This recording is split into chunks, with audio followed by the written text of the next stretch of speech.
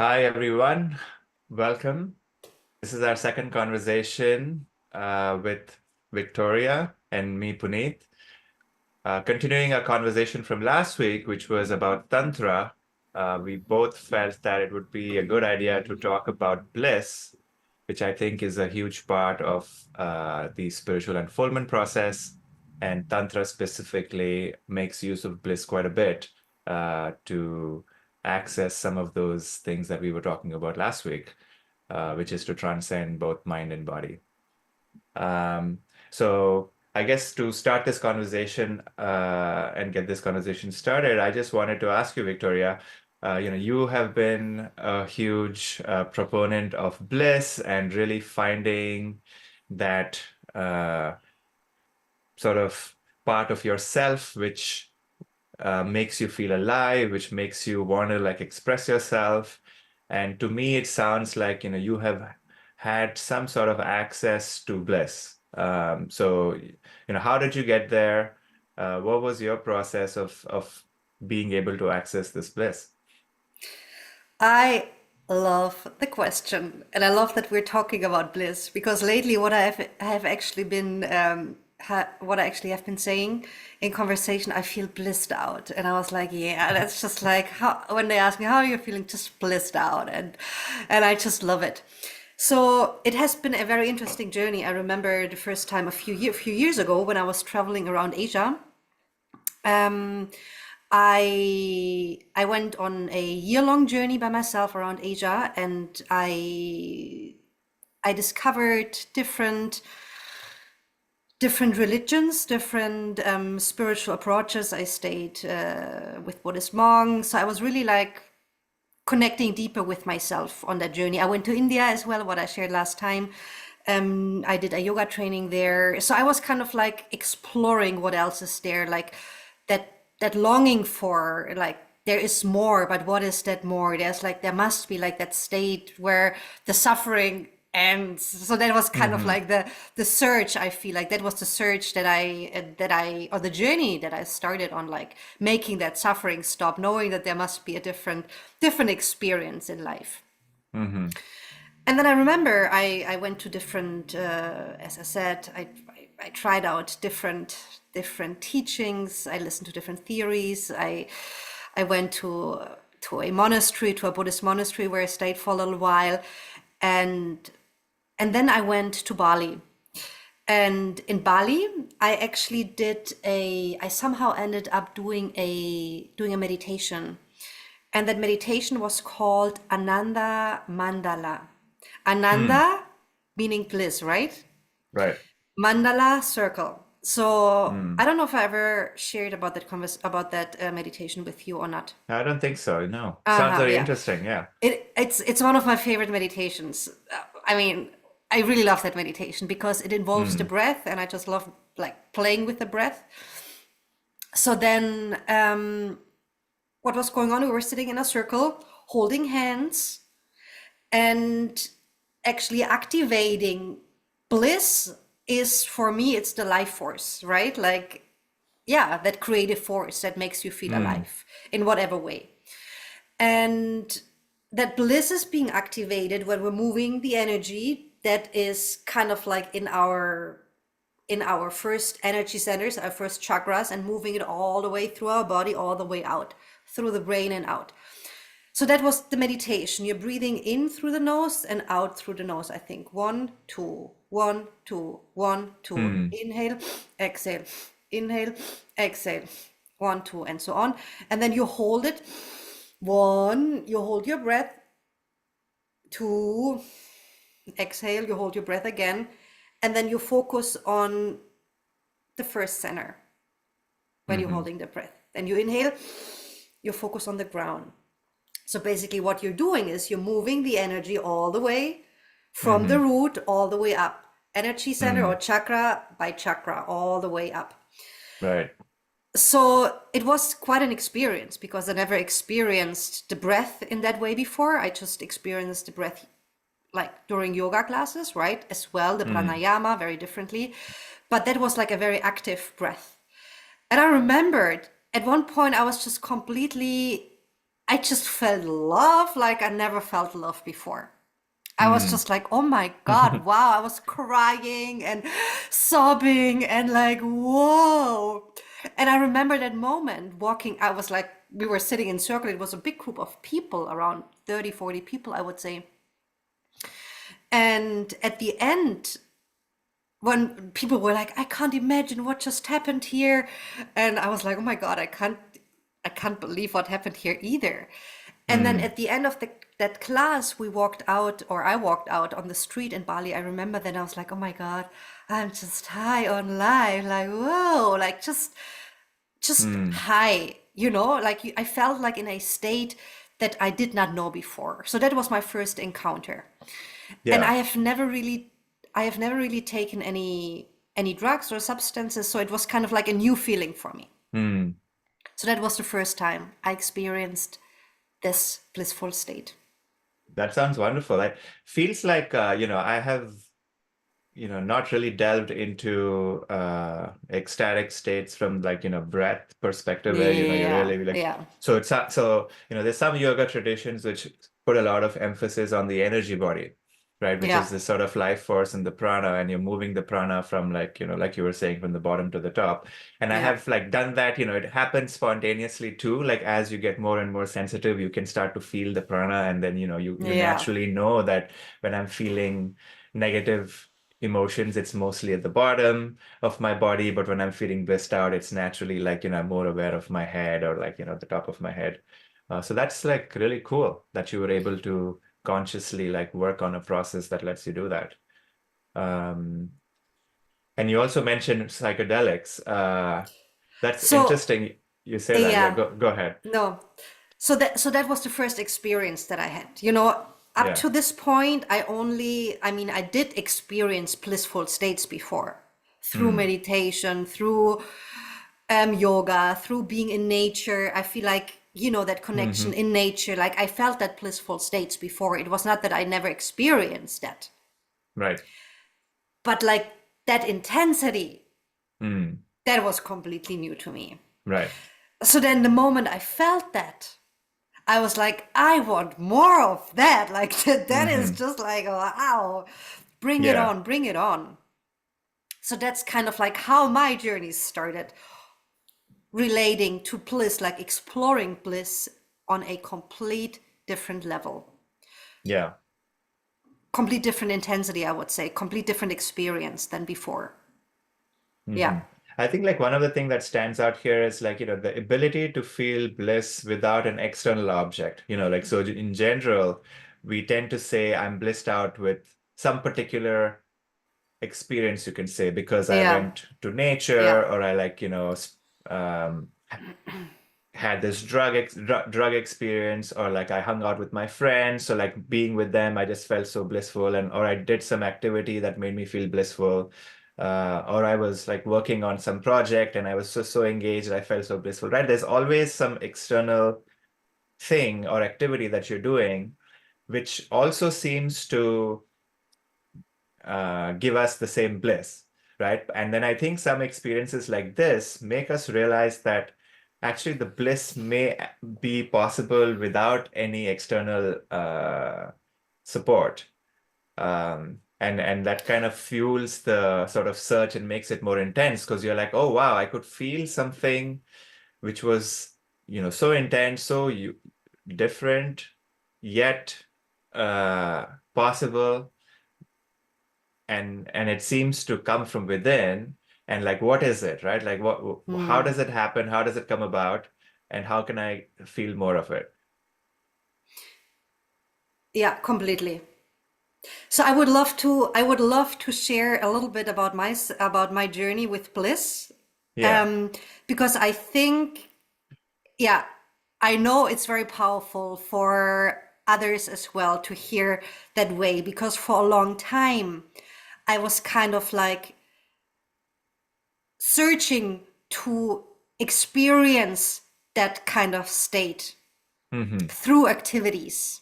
Hmm. And for a long time, so then I started I started I was guided to do like a breath work. So I did a shamanic breath work session as well in Bali. I think it was the next time I went to Bali, or Hmm. like some of the next times that I went there. I did a shamanic breathwork journey. And it was my first breathwork session that I ever experienced. I mean, I experienced through one of my teachers there in Bali. I did experience he worked a lot with Osho's meditations. Hmm. I don't know if you have done any of his meditations. I mean, I've heard a little bit about it, but I have been to an Osho ashram, just visited one time, Okay. and there was this dynamic meditation session that, that I It, took part in. yeah, Yeah. yeah, and I love that. I Hmm. really, really love that.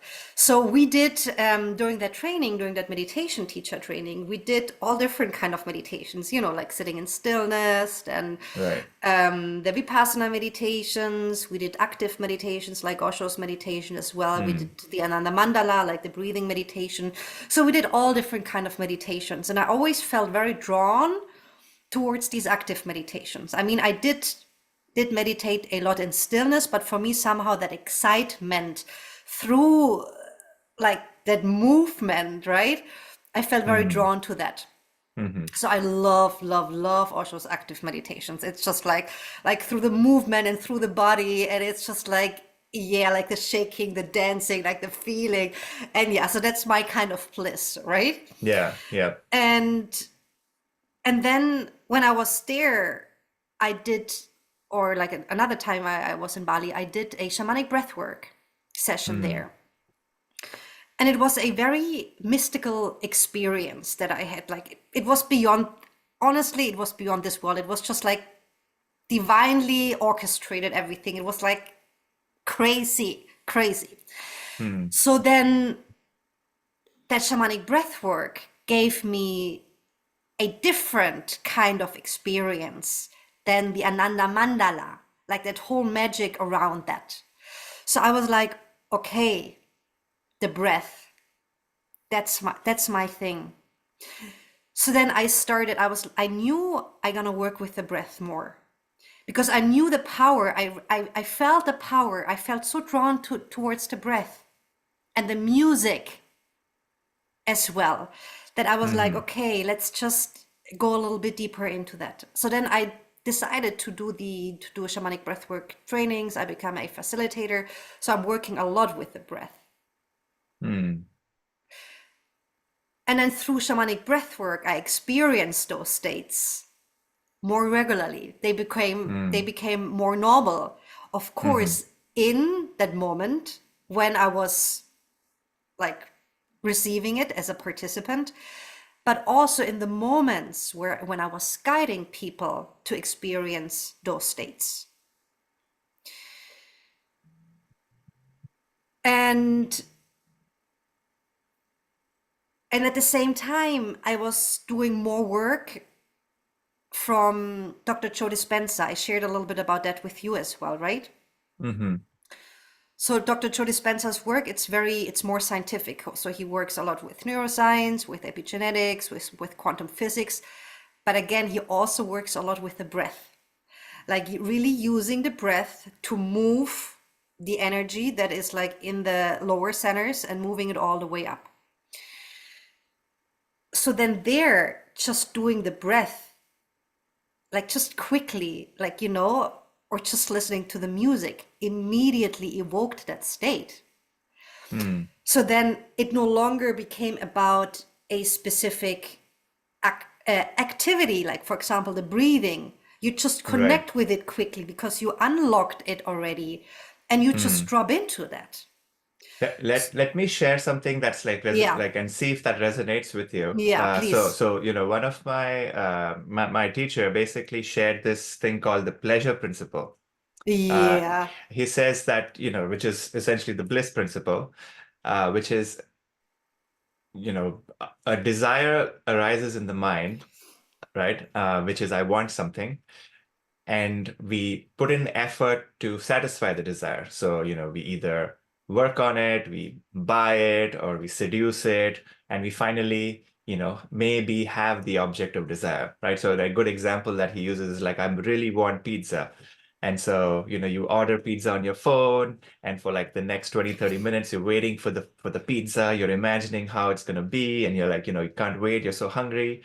And the pizza comes, and then you take the first bite of the pizza, and you're just like so happy. And like you're like, oh wow, this is like the juice and the bliss of the pizza. And so what has happened is I'm experiencing bliss in that moment, but the cause of the bliss is, we generally attribute it to the pizza, but it's actually that for a moment you have entered a state of mind which is free from desire. And so the state of mind free from desire is bliss, which essentially we are tasting in the moment of the pizza. And so like once you eat the pizza, you feel okay. And then once the bliss of the pizza fades away, now there's this new desire or restlessness that might be there, which we want to satisfy again. And then we say, okay, now I want something else. Now I want ice cream. And then you kind of go after that. But then the point of pleasure or the point of bliss is always the same, which is when object of desire and desire meet. For a moment, we experience this bliss. And the intensity and the duration of the bliss changes based on the object, which is, depending on how gross or subtle the object or the desire is. So in the case of pizza, it's a very simple thing to satisfy. So you feel a short amount of bliss, but, pretty intense bliss. So like the first bite of pizza is always very intensely good, but it's a very short amount of time. But like something like love or like a project that you're working on or some promotion that you've been working on for a long time and you finally get it, you feel the same bliss, but the duration and the intensity is different based on, the desire. But I think what you touched upon is like once you start to see that there is something common across all of the different experiences, which is I'm using experiences to taste my own bliss, which is this bliss is actually here all the time. It's just that I am in the state of wanting and restlessness, which prevents me from accessing it. Once that is seen, that oh, it's me that is preventing me from this continuous source of bliss that's available all the time. Which is why in the yogic traditions, we call the self, which with who we really are as Sat, Chit, and Ananda. Mm-hmm. We are truth, we are existence, and we are also Ananda. But Ananda, the bliss. in the beginning, where when we start out this journey, we don't have this constant access to the Ananda because you're like, all right, I get truth, I get existence, but I don't feel bliss all the time.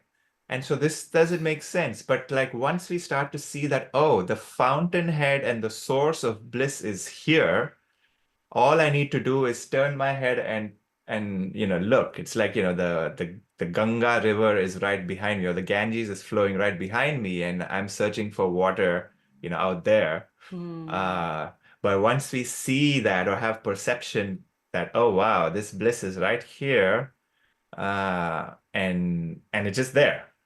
So like the stopping of the mind, I suppose, is the taste of the bliss.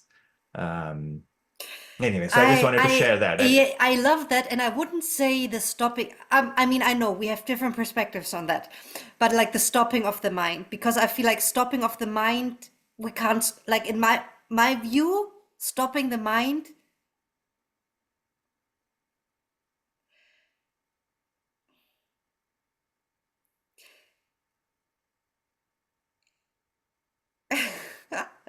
I guess it depends on what you mean by mind, It right? depends Like, on what you mean by yeah. mind. So Yeah, so when I exactly. say stopping Yeah, the mind, I mean the ego sense, right? Which is yeah. you see that the ego sense is not really a thing.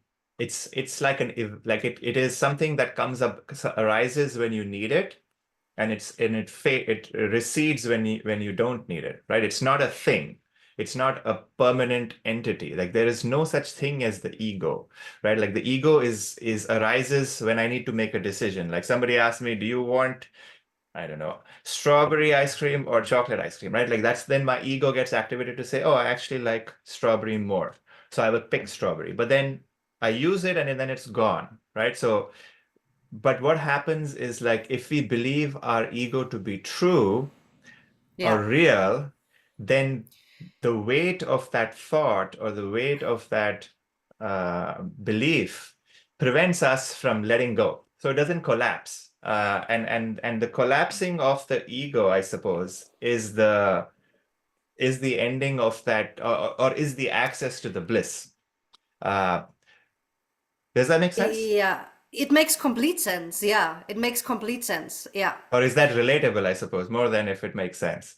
It makes sense and it's relatable. It's just like, and I agree with the word, or I agree, I resonate with the words collapsing, because it's just that, I mean, yeah, there might be people who reach that state, right, where it's just all blissed out all the time, right? I don't know. I mean, all the time is questionable, right? Like you have to go and poop. You have to pee. You have to feel hungry, right? Like so all of those things are like happening too, Yeah. right?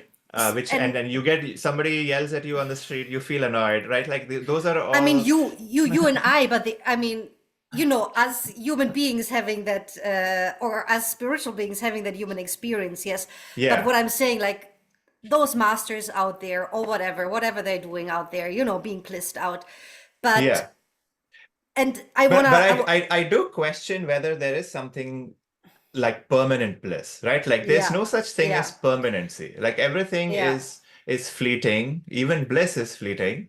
The experience of bliss is also fleeting. Sometimes I feel very blissful, sometimes I don't. Even the masters, like when they're talking to somebody, like they are now in the mode of talking to somebody, right? Like they're no longer, their mind is now focused on the conversation, right? Despite the, like, but when you ask them, do you feel bliss right now? You can then like access it and be like, oh yeah, I actually do feel bliss right now. But then I get back into the ordinary mode of operation, yeah, which is okay, yeah, yeah. I need to go and I don't know, wash my clothes, right? Like all But of those again, that things. can also be very blissful. And Right. I feel this is what I wanted to say before, like on my journey. At the Yeah. beginning, it was like that moment where I felt that extreme bliss. Then I was like, I want more of that. So I explored it through the breathings, through the breath work, through the meditations, using the breath, like connecting more of that. And the more I Hmm. connected with it, the more it became a normal Accessible. state, Right. you know, okay, it's Right. just there. Of course, there was this phase where it was just like, okay, when I was doing it, I was connecting with it, I was feeling it. Yeah. There were many times where I did not connect with it, where I did not feel it. But anyway, the more I connected with it, the more I felt it, the more, yeah, accessible it became. So There is then, this image of like, you know, being in the river, like your half your body is in the water and half your body is, or maybe the top half of your body is in the hot sun. So it's the same analogy, which is like there's always this like cool water and this place available. And sometimes like there's hot sun, which is, you know, sometimes it's hot, but then because your body, like most of your body is in water, it's cool. And there's only a tiny part which is exposed to the sun. So maybe that's what you're talking about, right? Like now you have this access to this bliss, which is continuously there. And you know, it's just part of the background, I suppose. it is part, but it looks very different than I thought it would look like. Hmm. Because when I first experienced it, I was like, okay, I want that all the time. You know, I just want to be plugged into that state all the time. And I had a certain idea of how it looks like when I am plugged into that state all the time, or like as often as possible. You know, it was kind of like running after something But the way it should be, like that perfection of being blissed out all the time. You know, that that's kind our of like, addictive personality talking. yeah, yeah. But I have to say, I am experiencing that very differently now. Yeah, So the bliss that absolutely. I'm experiencing, it's not, sometimes it's very intense, you know, sometimes it's very ecstatic. And I have to say, I love that. And it might be that intensity that I just love. Like, I mean, like as I shared before, also these active meditations, like the breathing. Yeah, that part of me really loves that intensity, like that really like, Hmm. ah, yeah. And then on the other hand, there's also that part in me that just loves it quiet and simple, you know, like just like feeling that softness or whatever it is. Yeah. So then, like connecting to that stage earlier on, I had a little bit of a more challenging conversation with somebody that I love.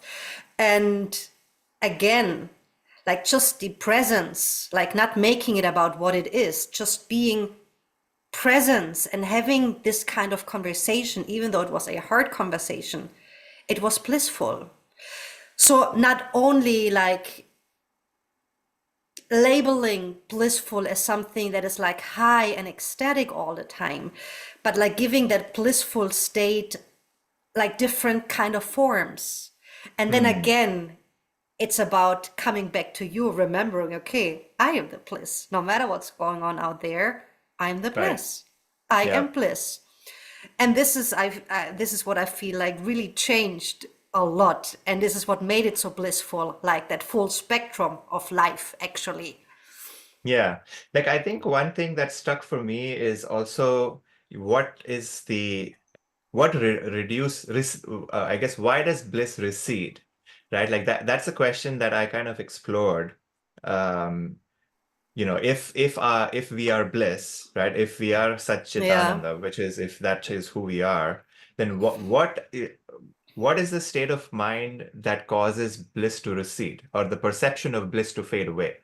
And I've come to realize that, when I am in a mode of resisting or I'm in a mode of not accepting what is happening, Exactly. then Yeah. so Yeah. like, even in the situation where like, I'm having a difficult conversation or I'm, in my back of my mind, I know this conversation is going to be hard because I have had past experiences with this person and I haven't had fun talking to them.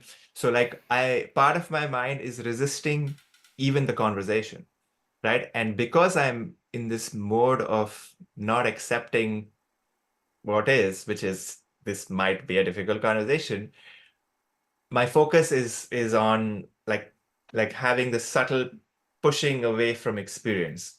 But the more I sort of just accept it, to say even, oh yeah, I have this unpleasant sensation in my body right now because of my past memory with this person and it's coming up, but even that experience of feeling that uncomfortable sensation is blissful It is. because Exactly. Exactly. because my mind is not resisting it. But the moment my Exactly. mind resisted it, Yeah. there's this I would name it as uncomfortable. But actually it's not even uncomfortable. It's just a sensation that's coming up, which is rich and different and still has the same underlying bliss in the background. And so I hear exactly, like, that's what I just wanted to share, which is like Yeah. there is every experience, even if it's painful or pleasant, has the same characteristic, and its undertone has this bliss component to it. Yeah. And what I loved as well, the word you used, rich. So that's what activated something in me. And I mean, like that experience here, it is rich Hmm. if we allow it to be rich. And richness, very often, the reason why I shared a little bit of my story connecting with bliss in different ways was because I had a certain idea how bliss has to look like. It's like, Mm. okay, I'm always high on life, I'm overflowing with love and everything, that was my idea of bliss. Mm. And and and now I have it like that, but differently, more profound. Like, and it comes through what you just shared, through the acceptance, through not Mm. resisting what is. Of Hmm. course, there are moments that are freaking scary. There are moments that are just like, what the heck is going on here? Honestly, Yeah. right? But then again, for a long time, I resisted those states, those situations, because I thought that's Yeah. wrong. I labeled it as Mm. something wrong. But then when we are giving ourselves the permission to actually just accept it, Mm. just notice it, letting it be there, move with it, or just observe it, or whatever, we Yeah. experience that bliss Right. because that's just the source, which is us. So I've Yeah. been playing with Hmm. these the 10 fetters model. I don't know if you've heard of it. It's the Buddhist, I suppose, one of the frameworks of describing the path of awakening, which says that, we essentially have 10 beliefs which need to be examined, and the Buddha, which is the first one, came up with these sort of 4 stages of enlightenment, depending on how many of these fetters that you release, you end up in this final stage called being an arahant, which is a fully liberated person, where you do not have to come back and be born again to, I guess, process your karma, because you have essentially broken all of the chains and all of the karmic bonds that you've had, and now you're free, a free being. And so there's different stages. And so one of them describes this stage called restlessness. And in our journey, we have moments. And the reason why I'm even thought about this is because you describe the moments where you're like, oh, suddenly I feel this stage of panic, right? Like, oh my God, what is happening, right? And so there are these moments throughout the day where there's this subtle panic which maybe comes about. And to me, I was really exploring why that's the case. Like, what causes the panic? Why do I not feel bliss all the time, right? Like that question of like, why am I not blissful all the time? Why is there moments where even for like, let's say a minute, suddenly I have some idea about something, or suddenly I realize that, oh my God, what am I doing in my life? I should be doing something else, right? Like, or I should, I need to make this particular decision and I'm like really like pushing it away, right? Like, and it causes like a little bit of stress and like discomfort. And so I've come to realize that so this ninth fetter, what they call, is called What is restlessness. feather?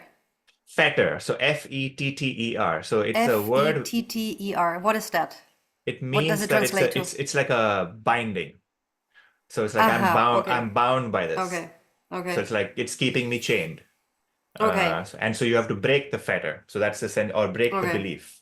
Okay. And so this one is called restlessness. And it's like there's this undertone of feeling restless all the time. And because of this restlessness, I try to fix this restlessness by doing a bunch of things.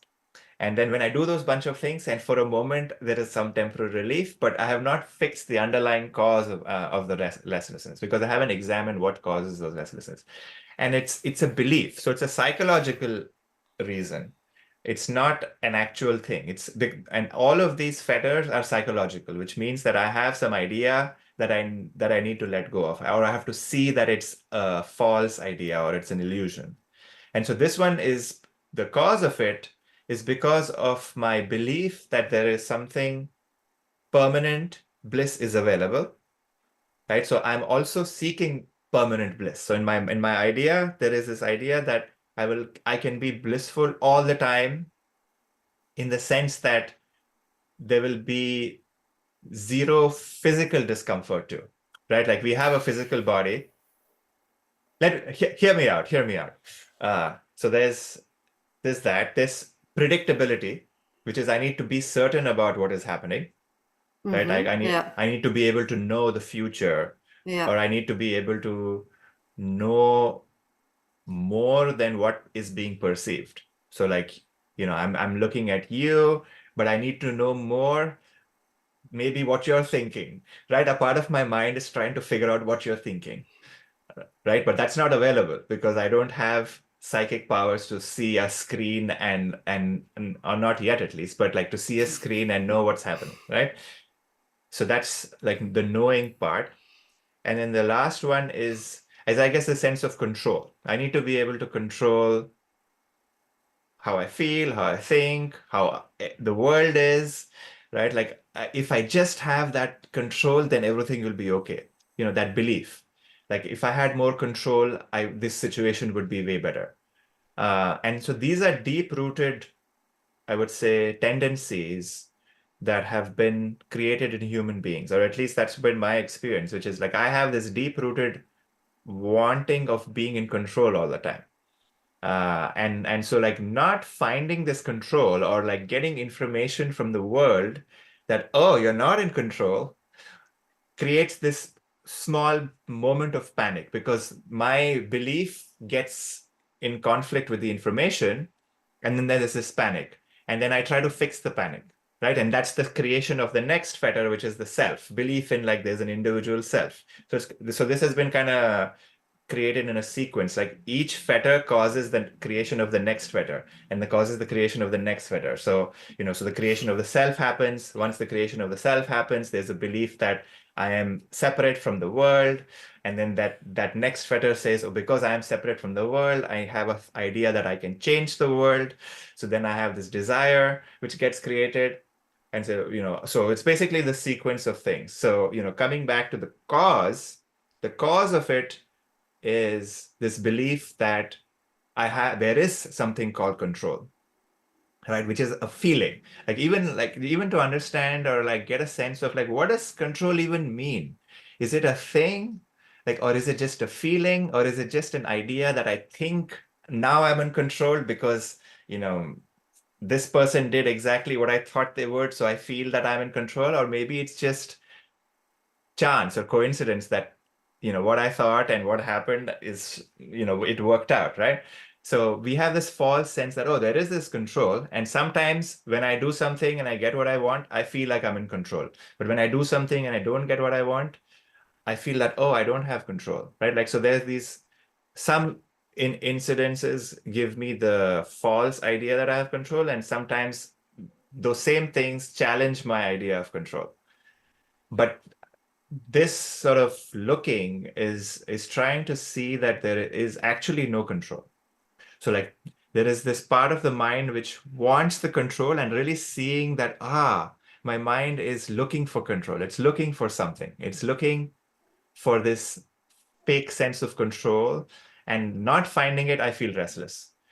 And so the habit of constantly looking is the problem, or is the cause of restlessness. Because the first thing I do is I recognize that there is no control, and then second is that I want control, and so that wanting is the cause of restlessness. So at least that's been my exploration over the last, I would say, where are we now, in January, like last 6 months or so. I think like that habit pattern of like moving, of wanting to find control, I've realized is the cause of this entire suffering. And so like letting go of the belief, and the belief itself evaporating, which is, oh, there is no control, there is no bliss, because it's not a thing out there, right? It's like everything what I need is right here, right now. So like the searching itself for something has been the spiritual quest, right? Like even this quest of finding enlightenment or finding some permanent state has been a search, which is trying to move to some place. And I'm like, wow, that movement is also the cause of suffering, because I'm trying to find something which is not there. Like even enlightenment is an idea at the end of the day, I think. Which,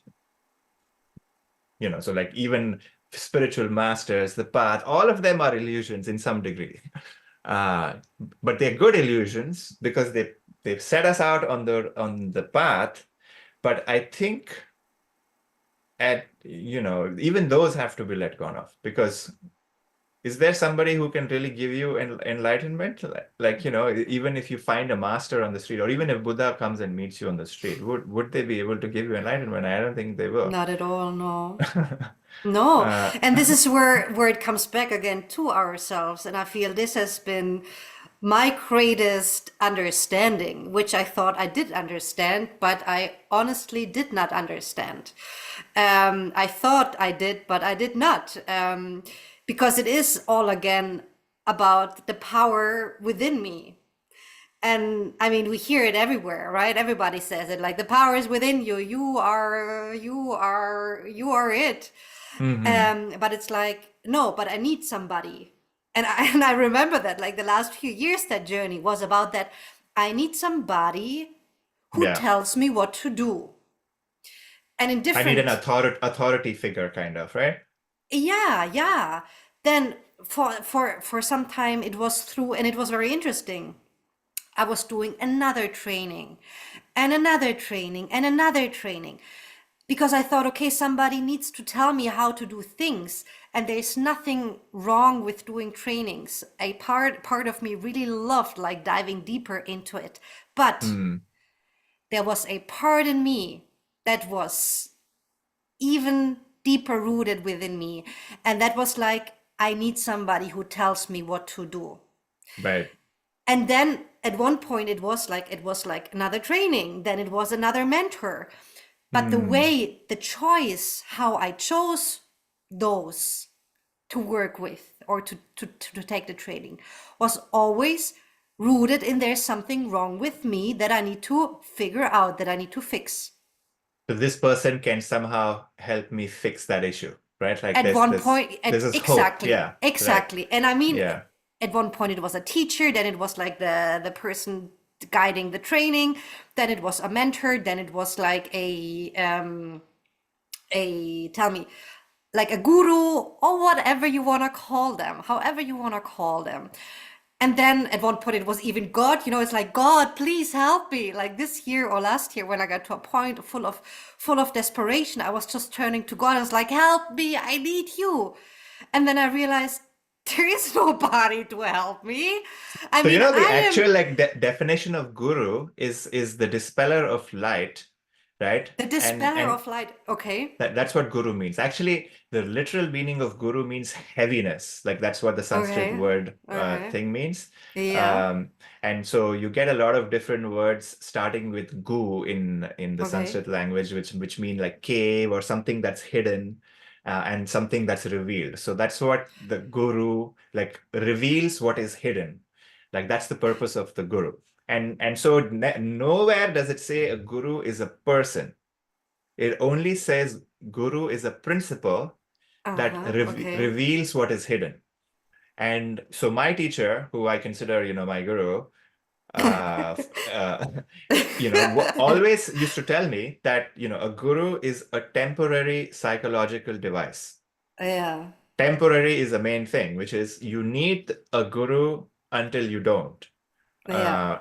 right? And then life becomes your guru, or or the light within becomes the guru, right? Your Yeah. own guiding principle and your Yeah. own truth and your own way of knowing what is right and wrong.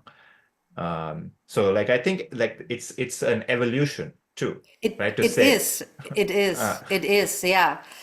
And yeah, it really is. And I mean, also now, looking back on the journey, like the different teachers that I chose to work with, the different trainings that I chose, of course, I chose them with the intention of, like, evolving, of getting a better understanding. But it was like kind of like that constant search of, there is something wrong that needs to be, fixed or figured out. the Not restlessness. not here, not Yeah, here. It was more like something that I did not even see that that's the reason. I mean, when I yeah, first started the journey, yeah, that was the reason. That was the main intention. But later right, on, I did not consider it this way. But until I noticed it, that was actually the way. And then it's like, okay, wow, thank you. Here I yeah, am. Everything I need right right, here. Wow, powerful. And from that state, I choose very differently who I want to work with, who I want to be mentored by. And it's a different journey, it's a different experience. Anyway, I yeah, love that. totally. Yeah, I love that too. I love Thanks. that. So, So yeah, so I mean, so I guess like coming back to bliss. So like I guess each of us needs to, or not needs, I guess, figures out what bliss means to them, and how they can use bliss to their I guess not their advantage, but like really understand what is the cause of bliss. I think that's the main thing. Because like, for a long time I was seeking bliss. Like you said, you didn't do drugs. I did a lot of drugs in my life. yeah, And I and actually, I wanted the to actually to ask about your bliss journey as well, but maybe we're gonna do that another time. Like your bliss journey. How much time do we have? Like a few minutes. Okay. So yeah. So yeah, so maybe that's a good conversation for Yeah. next week to Yeah, I think it's a continue. really, yeah, that's actually a good conversation. Drugs, Uh, psychedelics, different like external substances, maybe. yeah. But anyway, yeah, Do they have value in the spiritual path? they do. Everything has value, Okay, so maybe right? that's a good conversation for next Yeah, week. it's a really good one. I love it. Anyway, what did you wanted to say? Sorry for interrupting. What did you want to say about Uh, the drugs, the bliss, the drugs? You started like that. oh no, I think, the human condition is that we are pleasure-seeking devices. Like our entire mind has been programmed to want to seek pleasure and bliss. Yeah. Uh, and so there's it's so bliss is the reason why we wake up in the morning and do what we do, right? Thinking that if I do X, Y, and Z, that's going to make me happy. And I maybe bliss is not the is a word that may not be too familiar with people, but happiness is certainly something that I'm seeking, right? Like I'm seeking to be happy. Seeking, Uh, yeah, exactly. I'm seeking happiness. I think I'm that's like seeking bliss. Yeah, happiness. yeah. Yeah, so that's like the core thing that unites every human being. Or even every living being. Every living being is seeking happiness in some way. And so, but the problem is that what we think gives us, what is it that really gives us happiness, and that's lasting happiness? Because whatever we end up wanting, we get, and then we realize, oh, actually, this is not what I wanted, and now I want something else. Yeah. And so the question becomes like, what is it that can truly deliver the goods, or what is it that can truly satisfy me? Uh, where it's a healthy relationship, and it's not an unhealthy relationship, because most of the time, if we do find something that's really good and blissful, turns out it has a bunch of negative effects too. Like, right, for example, like drugs, which can be a conversation of next week, or like, many things like sex or whatever, right? Like all of But those there, have a, honestly, there's so many blissful things to do out there. Just, yep, oh yeah, which is right, not drugs and which is not sex. I mean, right, as well, but yeah. just being in nature, that is just, Hmm. that is just ecstatic. Sometimes I'm just out there. I'm like, oh my goodness, wow, wow, is this even real? Like, But I whoa. but, but I question whether the nature is ecstatic or you are ecstatic. So like, Yeah, of course. And that's what I wanted to say. And that's what I wanted to yeah, say.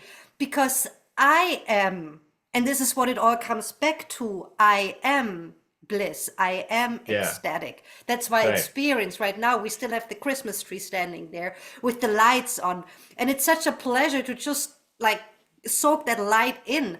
So yeah, every moment gives me the opportunity to experience that But pleasure. that is you, so Victoria. So like I think that is really important to kind of go into, which is, how do I become bliss so that it doesn't so that I can use, like, the world itself is not really bliss giving, because if it really was, then everybody would have a Christmas tree in their house and feel blissful, right? But It but they're not. Like, half the world is not Christian, and they don't celebrate Christmas, and they don't feel blissful when they see a Christmas tree, right? So Anyway, there's also like a beautiful flower blooming there right now, which I also feel very blissful about, by the way. But what I wanted to say is it's not about what you're seeing out there. I love what you said. yeah, It's about you. And this is what it all comes back to. So yeah. the desire, the way I understood it and the way I'm living it and the way I love it is I have a desire. I want something. And for a long time, I was judging my desires. I was like, okay, again, from this perspective, okay, you should not want, no, no, no, no, no. But that desire is my doorway, my portal towards my Hmm. self-expression. And that Yeah. desire is, okay, how do I want to live life? How do I want to experience life? Hmm.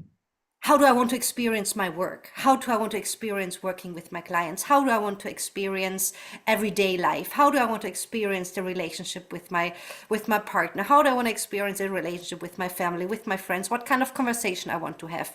So these are all like aspects, like, okay, what do I truly want? Like, not from here figuring out how it should be done, but really from here.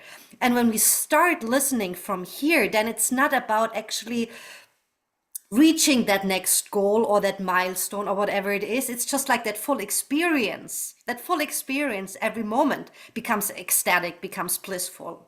Hmm. And of course, there are moments that are freaking scary. There are moments that are like frustrating, painful. But because you are doing what you're doing, you are who you are, you're being who you're being, guided from within. So I suppose what you're saying is this is deep trust and acceptance about what is unfolding. And what is unfolding is who you really are, your self-expression. And if you can tap It's the into that self-expression. without It's judgment, the without bliss. Yeah. yeah. So So I guess the judgment is the mind trying to force its opinion on the yeah, situation. yeah, exactly. And you can't Yeah. imagine on that journey, like that self-expression, when we're choosing that journey of expressing ourselves, no matter what, there will be a lot of judgment, a lot of like shame, a lot of guilt, a lot of blaming happening. Hmm. It doesn't need to. Again, it's like Yeah. we have that belief, right? Again, I Yeah. just put it out there because that was my way of experiencing it.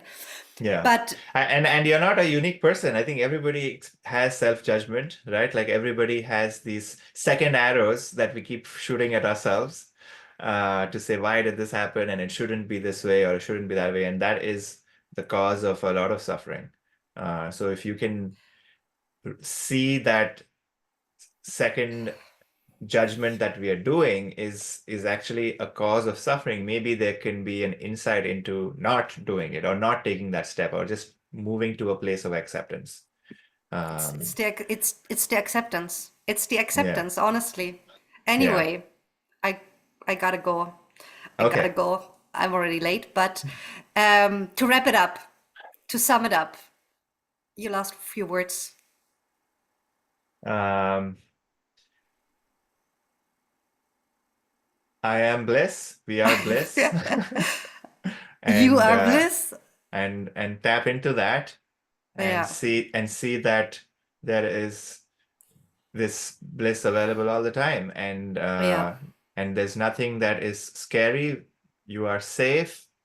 And Anything that you do is not going to hurt you. exactly. It I love that. not Yeah. Did I interrupt you again? I'm sorry. When I'm no getting too no excited, I'm just like jumping right in. no that No, yeah. that's it. Yeah, I think that's Yeah. your And last and words. and what you just said with the scary, yeah, and scariness as well. It's probably part of the journey because it's the unknown. The unknown is kind of scary when we're choosing like the self-expression. Fear is Mm-hmm. coming up, but the question is always like, how do we perceive it? Mm. And that's the thing. We can perceive it as bliss, or we can perceive it as fear, the way we experienced it before. Yeah. Anyway, so my last few words are, yeah, what you said, I really loved what you said. Like, I am bliss, you are bliss, we are bliss. And that's basically the key, right? When we are who we are, when we are giving ourselves the permission to just be, then we're experiencing that bliss. Love that. Love that too. Thank you Okay. so much. And I'm Thank you, very Victoria. excited for our next conversation. Thank you for that beautiful heart opening Hmm. conversation hour with you. Thank you. Thank you. Let's chat next week. Let's chat next week. Ciao. Bye. Ciao. Adios. Adios. Adios. Adios. Where